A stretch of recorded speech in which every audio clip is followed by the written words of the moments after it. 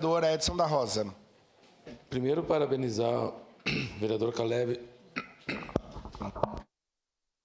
O mate, de vez em quando, dá uma engasgada, né? É, terrível. Tem um pouquinho de água aí, por favor. Faz parte.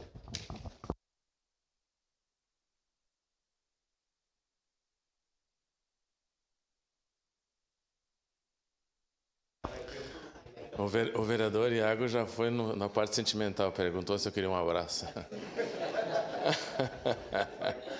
Mas, vereador Caleb, retornando, parabéns por essa propositura, e o senhor me instou a falar, porque essa formação da musicalidade, no meu casamento, maestro, quem tocou foi o Davi Dessotti, eu acho que o senhor lembra dele, a Maristela, que hoje coordena as escolas de educação infantil também, ela tem toda a família da musicalidade.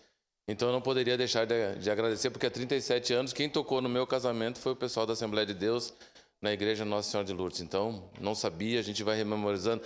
Por essas e outras situações que acontecem aqui na casa, é que a gente tem a oportunidade de saber que algumas pessoas indiretamente fazem parte da sua história. Então, eu queria agradecer. Parabéns, vereador Caleb, você vê como é que são as coisas, né? Deus incidência, né? Eu ouvindo aqui o senhor da tribuna, digo, olha só, o Davi Dessotti foi meu aluno no NPOR em 1987. Então, nossa, não fala isso. Nossa.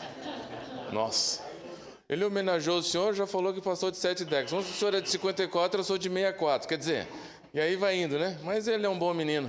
Parabéns, votarei sim no momento oportuno. Obrigado. Eu passo a palavra, eu passo os trabalhos para a vereadora Andressa Marques para me manifestar como eu voto nesse caso. Então, eu vou me manifestar.